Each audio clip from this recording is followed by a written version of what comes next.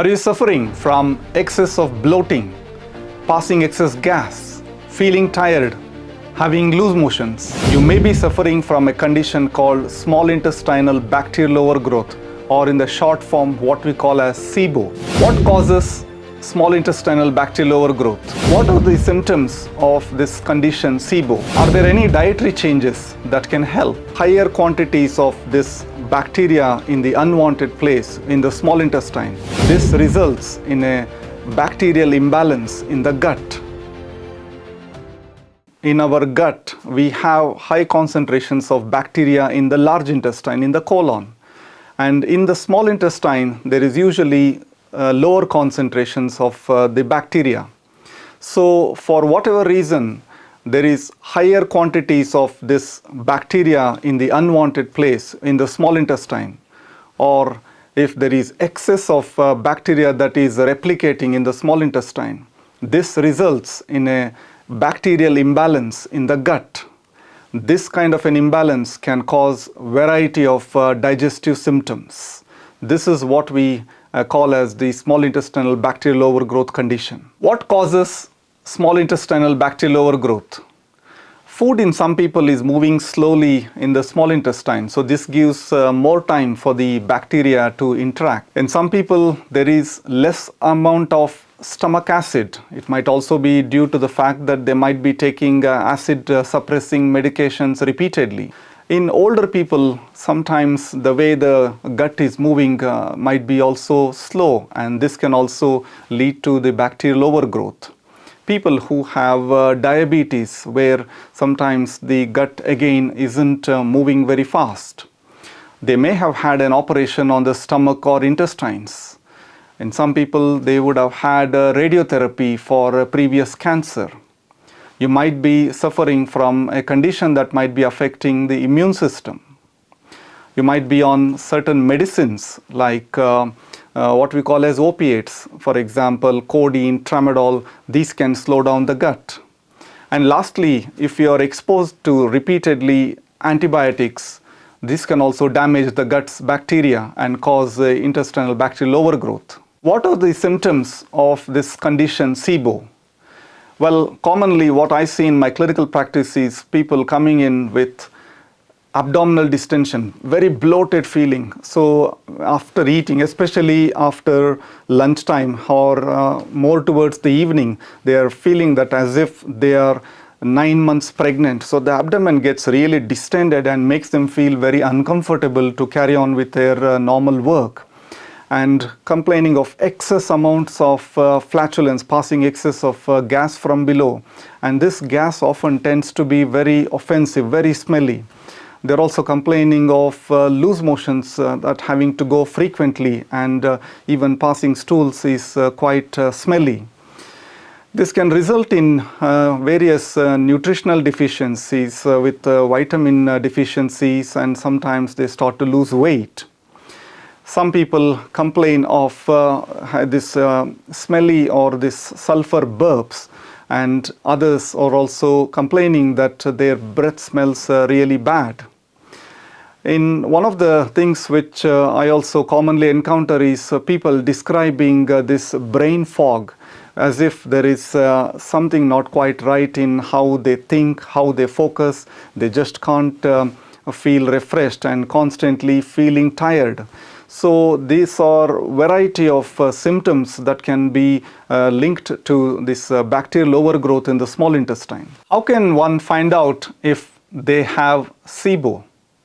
Well, the symptoms what I described can also be of irritable bowel syndrome or IBS, but we can clinically confirm Sibo. There is a simple breathing test where we give a solution of glucose type liquid to drink, and this liquid, as soon as it goes through to the stomach into the small intestine, if you have excess of bacteria in the small intestine, the bacteria starts to ferment this glucose liquid and releases hydrogen, methane gas. And this gas is what we are measuring in this breath test, where you are blowing into this small machine. and every 30 minutes we keep on recording. So this might take up to an hour and a half to 2 hours to complete the test. And if you have genuinely high load of bacteria in the small intestine where it should not be, then we expect to see a positive result on this simple breathing test. So this way we can confirm and treat accordingly. Are there any dietary changes that can help? There is a lot of misinformation on the social media platforms and online about various products and various diets for the Sibo. See, one of the main things is to cut sugar. Sugar feeds the bad bacteria. Just like how we like sugar, the bad bacteria in the gut also likes to enjoy the sugar. So cut down on the sugar intake significantly. That is the first step. Secondly, if your diet is rich in dairy, especially milk, it might be a good idea to cut it out. Milk products like curd, buttermilk and paneer is processed differently, so that will be okay. If you are a vegetarian and relying mainly for your protein intake on pulses and legumes all the time, then you might need to cut down, especially rajma, chickpeas, kidney beans. If your diet has got regular intake of these cruciferous vegetables, cabbage, cauliflower, broccoli, these have got high amount of fiber, but also they are also producing more gas in the intestines, which might also be contributing to excessive bloating and flatulence. There are certain drinks like carbonated drinks like colas, soft drinks. These have all got high amount of sugar, carbon dioxide, so try and keep away. And of course, smoking and regular alcohol, this should be avoided. In terms of the foods that you can eat more to help is eating root vegetables, for example, carrots, beetroots, radish, and also taking ashgourd.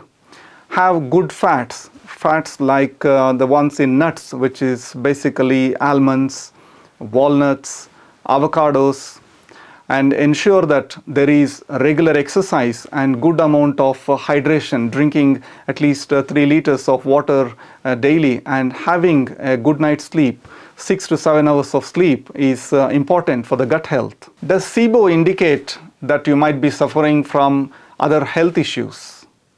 Sibo is associated with other medical conditions. Inflammatory bowel disease or IBD, which is Crohn's disease that affects the small intestine, where we might have a higher risk of having this bacterial overgrowth in the small intestine. If you have diabetes, especially if your sugars over a long period of time have not been very well controlled, you may have a condition called celiac disease, which is to do with complete intolerance to gluten, which is a protein that is present mainly in wheat but is also in other whole grains. You might have IBS, which is irritable bowel syndrome, and the symptoms sometimes are overlapping between IBS and Sibo, but Sibo, as I mentioned, we can confirm with a breath test. Sibo, can it be completely cured? Of course, it's a simple thing to treat. As I mentioned, you need to adapt certain dietary changes, certain lifestyle modifications.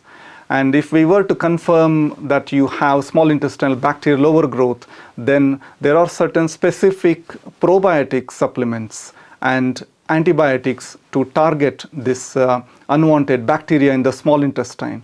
And with this course of a treatment of 2 to 4 weeks, we can completely get rid of this condition and start to make you feel better.